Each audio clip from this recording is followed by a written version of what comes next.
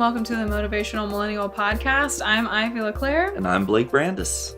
Today, we are having a conversation inspired by our interview with QuHarrison Terry.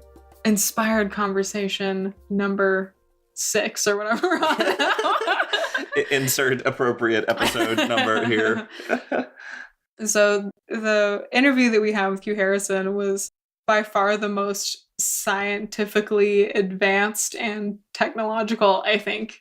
And I'm cracking up because we take notes after we do our interviews for what we're going to talk about in the inspired conversation. And here's what Blake's notes say. Our sense of self and integration with technology. How do we view ourselves as enough, quote unquote, when we can be continuously augmented and upgraded?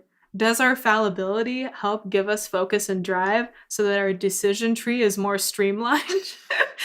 If we could physically or mentally do anything, the choices can feel overwhelming, and we can sometimes shrink into a continual loop of habits in the face of seemingly infinite possibility.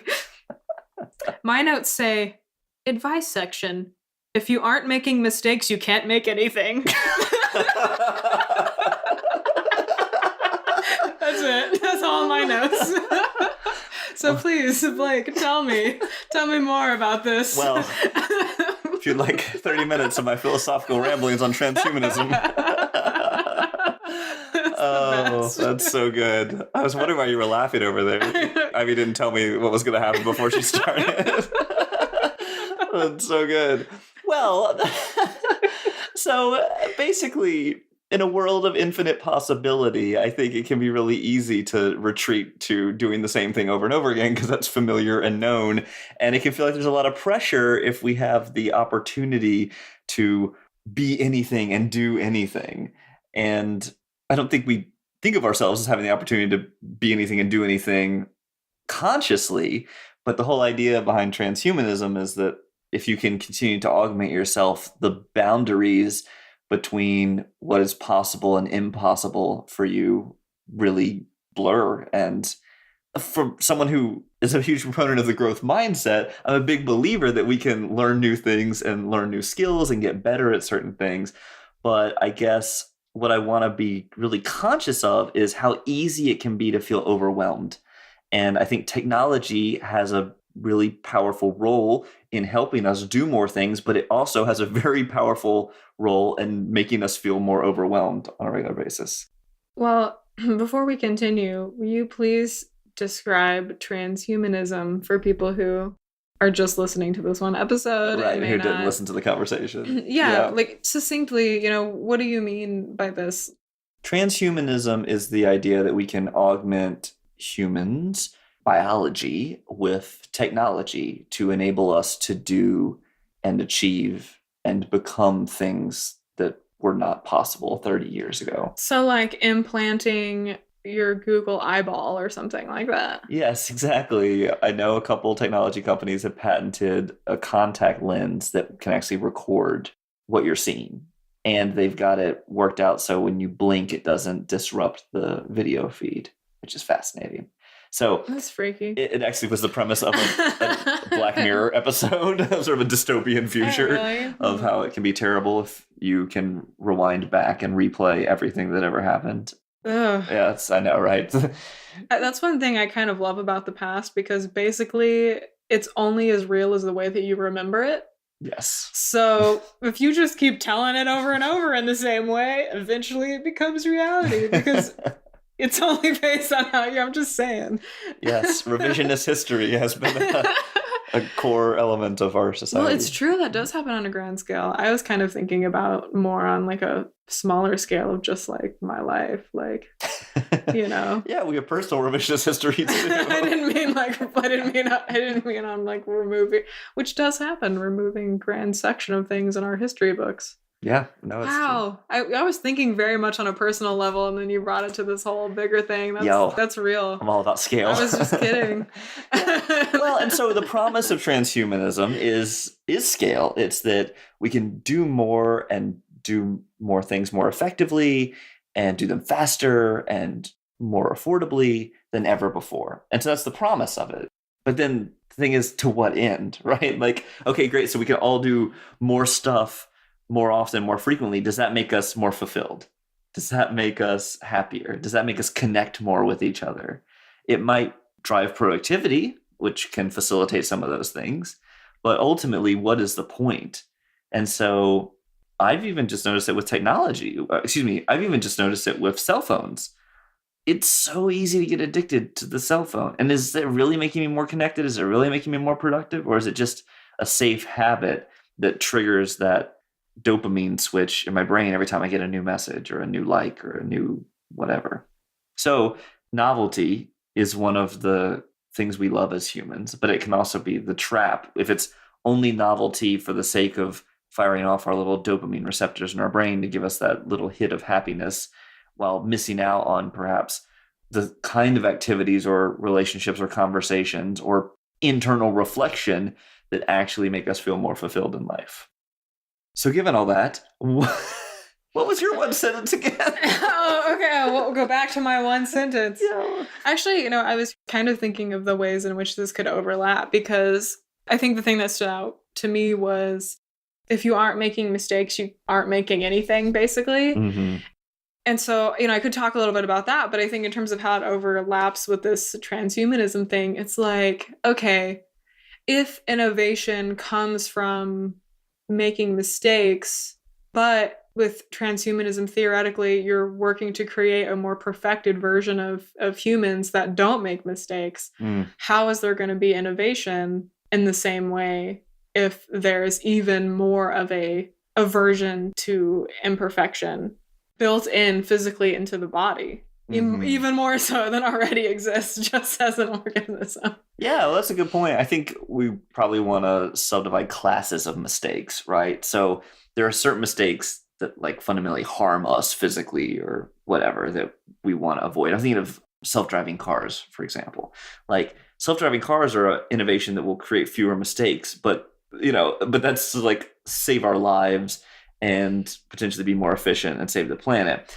The kind of mistakes you're talking about are the sort of risk-taking, like the positive risk-taking mistakes, right? Of trying something that might not work. And I think hopefully transhumanism empowers us to take more of those potentially productive risks or make more of those mistakes, because we've got this sort of technological guardrails that say, even if you mess up, you're not going to destroy the planet. Hopefully. Depends on what you're doing. Yeah, I mean, somebody who's just like learning to paint isn't going to destroy the planet if they mess up. I mean, Bob Ross could become a zombie. He's so inspiring in those little trees. They're happy little trees. But if he goes off the deep end, because really what my understanding of that is that with the phrase, if you aren't making mistakes, you aren't making anything, I feel like the opposite of that, like the extreme opposite, is perfectionism, which freezes you, right? Which keeps you from doing anything at all, which, we've talked about in multiple different ways. One way that you've talked about it in a way is you used to feel like you needed to do things in the perfect order. Yes. And if you didn't do it in the perfect order, then you were like disappointed with yourself, or you felt like you failed, or nothing got done at all, which is what happens to me too sometimes. And so, perfectionism and trying to avoid making any mistake at all, whether it's a big mistake in terms of the trajectory of your life, or, a micro mistake. Yeah, a small mistake, or I say big relatively because I do believe that people can overcome and recover from anything. It takes time, but people are amazing and resilient, and they can recover. So when I say big, it's not, but still, whether it's something that can shift your life or not, it's like, if we're totally afraid of making any mistakes and needing to be a perfectionist all the time, we're never going to create anything new. We're never going to create the life that we want, the relationships that we want, anything. So that's why I kind of love that perspective of, if you're not making mistakes, you're not making anything, basically. Yeah, and we are such bad judges of the things that are going to affect us and the things that aren't, right? Sure. We freak out about all kinds of stuff that is going to have no impact, or even if it doesn't go well, like, no one's really going to care. And then sometimes the things that really matter, we'd be like, oh, it'll be fine. It's like we don't put the same emphasis on the different pieces of it. But that's part of our evolutionary biology too, which, not to get all the way back to transhumanism, but that's kind of the idea, is that our minds have been evolved to survive in a very rudimentary world in which threats are immediate and obvious and right in front of you. And that's still our biology. So when we come up against modern society, where you're not going to get eaten by a lion, most likely, unless you're making some bad decisions or happen to be in the wrong place at the wrong time. But, you're not likely to get eaten by a lion, but your brain still tells you, if you have to speak in front of 100 people, that you're stepping into the proverbial lion's den, and your body has the exact same reaction that it would if you were being hunted by a ferocious savanna predator. So all that to say, there is a certain amount of conscious effort that it takes to make those mistakes, possibly, or be willing to take those kind of risks, and stepping out for a moment of the fundamental reflexive fear to say, is this actually something that's going to kill me? Probably not. So how do you overcome that reflexive fear? Well, my mind is doing two things just now. One is I'm imagining with the transhumanism thing, okay, is the goal to eventually, I'm talking about eventually as in like, well, hopefully hundreds of, I don't want to be around really for all of this, but I don't really have a say in all that, do I? But I'm saying, okay, so if there's like a version of us that's like, that's like I was gonna say mostly robot. That sounds not, I don't know all the technical terms, but you're a cyborg. And sure. Okay, is it gonna move to the direction where we become less triggered by the amygdala and our lizard brain, and we're like much more rational, like the super attractive blonde lady in Star Trek? What was the one? You mean the 7 of 9? 7 of 9. 7 of 9. From Star Trek Voyager. Yes. Yeah. She was very, and not having so much emotion and so much. Or wait a second. So our first one is a Borg who has become human. Okay, continue. I don't know why. That's just who I was thinking of. Also, I really like that actress. As opposed to a Vulcan, you're saying, who is like deeply logical. Yeah, because I'm picturing technology involved. Good point. Okay, all right. Yeah. Yes. So okay, so we've got 7 of 9 on one end. Yes, but no. So the other side is, okay, what if the technology just enhances the sensations from the amygdala? Like when I'm scrolling on Facebook, in some ways I can use Facebook to go into a group community and I feel so connected and so loved and supported. But sometimes if I'm just scrolling through Facebook, like my brain starts thinking, oh my gosh, I'm not doing enough, or oh my gosh, I need to make a better post, or I'm not, just weird stuff that has nothing to do, like I'm not even consciously thinking. It's my amygdala, it's my lizard brain just reacting to like all of these things. So I'm wondering, is it going to go in the opposite direction where we have too much information, and because we're gathering it in all of these different ways, because we have more, I don't know, Google eyeballs and other things that are giving us additional information, and it actually freaks us out more than it helps us relax. Well, there is this fascinating book called The Shallows, and it actually talks about how technology physically rewires our brains. And I don't know if this has happened to you or for our wonderful listeners, if this has happened to any of you all, but I noticed since cell phones and social media became prevalent, I have had a shorter attention span and less memory cognition capabilities than I used to. Part of that may just be age. We are getting older, but we're not that old. 33. I know. It's not. And so in The Shallows, it talks about how your brain's focus gets splintered and you can't multitask. You can only do one thing at a time. You just switch back and forth really quickly. So I think we are very malleable by technology. And to your question, I think we are going to be shaped by technology, I would say, more than we are shaping technology. Like there's a very select few people who are actually shaping the technology we use. And there are many more of us who are consuming and using that technology. So I think the real struggle in the future will be one of actually self-control or self-awareness, maybe is a nicer way to phrase that, which is to say identity and just paying attention, being aware of why you do what you do and how you're spending your time, how you're spending your energy and your focus, because we can spend all the time in the technology and lose sight of what's quote unquote real or quote unquote meaningful to us.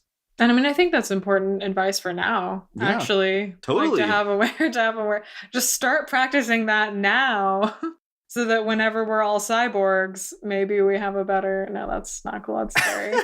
but no, really, practicing mindfulness and awareness of how technology is affecting you. I mean, it's such a trip because when I went on a week-long silent Vipassana retreat in July. Vipassana is a meditation retreat. Yes, I meditated for many days straight from 6 a.m. to 9 p.m. every day. It was really intense. But needless to say, by the time I got back, because there was, there were no reading, no writing, very low stimulation. So when I got back, even getting out of the car and walking around, so many colors, and it sounds so strange, but I just was very overwhelmed, not overwhelmed, overstimulated, I would say, by just people and sounds and color and all of these things. And it made me become so aware of how much I personally am able to consume, and I'm used to consuming way more than I think is actually good for me, right? Because I could be watching TV and on Facebook and playing a game on my phone. All three of these things are happening, you know what I'm saying, at once.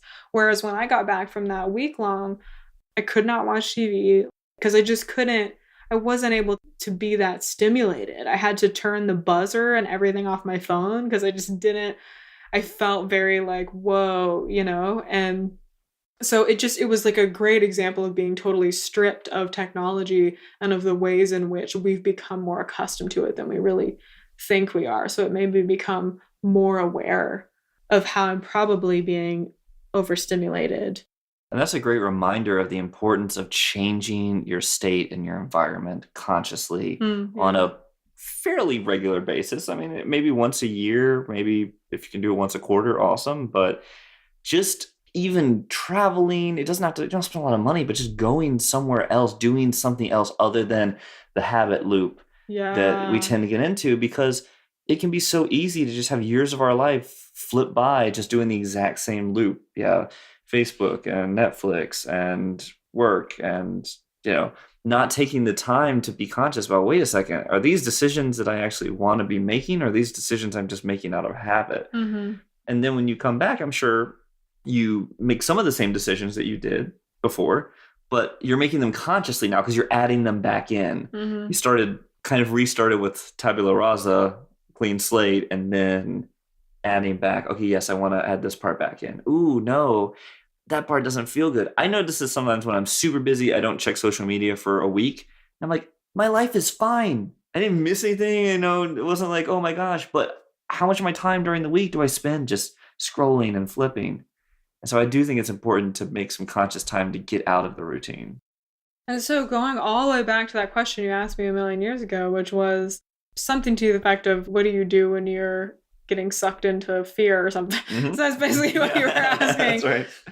And I think changing your state is a really good thing to do in that moment. I mean, sometimes it's literally I'm about to go speak in front of 300 people, or and I can't just go on vacation. I'm on my way to the venue. I can't.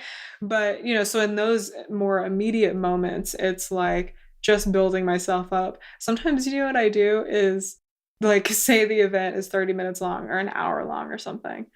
I don't know. I don't know how positive it, I mean, it feels positive to me, but I'll think, okay, Ivy, I don't know, it's 10 o'clock.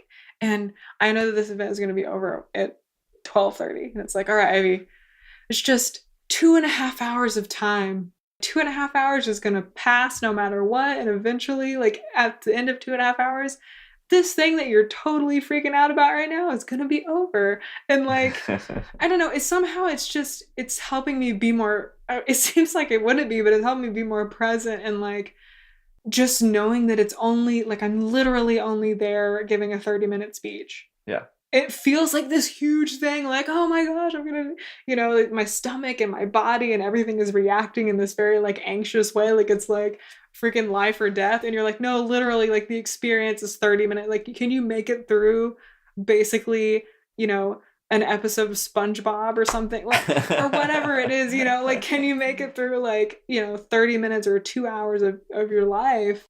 And then you can. Like, the answer is yes. Like, the answer is yes, I can. Like, I know 100%. I believe that I can 100% make it through the next 30 minutes and then the next 30 minutes and the next 30 minutes. Yeah. And if you scale that up, we're here for a blip. And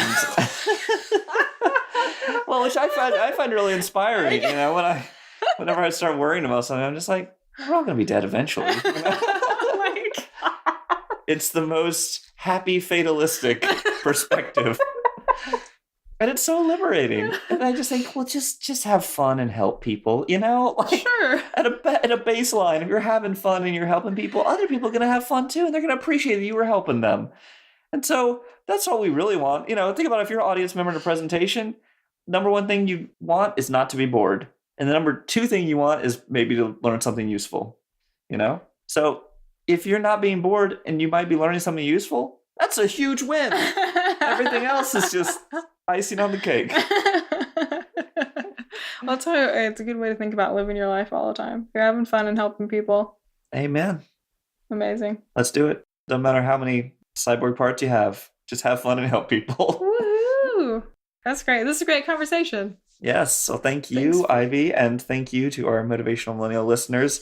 We hope you had fun on this newly dubbed Inspired Conversation. Yeah. And we look forward to catching up with you next week with our next guest. And in the meantime, don't forget to be awesome. For show notes and previous episodes, or to learn more about our coaching and event offerings, visit motivationalmillennial.com. That's millennial, MILLENNIAL. Keep in touch with us at facebook.com/motivationalmillennial. We'd love to hear from you. Shoot us an email with your thoughts, comments, and suggestions at podcast@motivationalmillennial.com. And tell us who you might like to hear from, or if you think you or anyone you know would be good for the show. Our theme music was composed and performed by our very own Blake Brandis.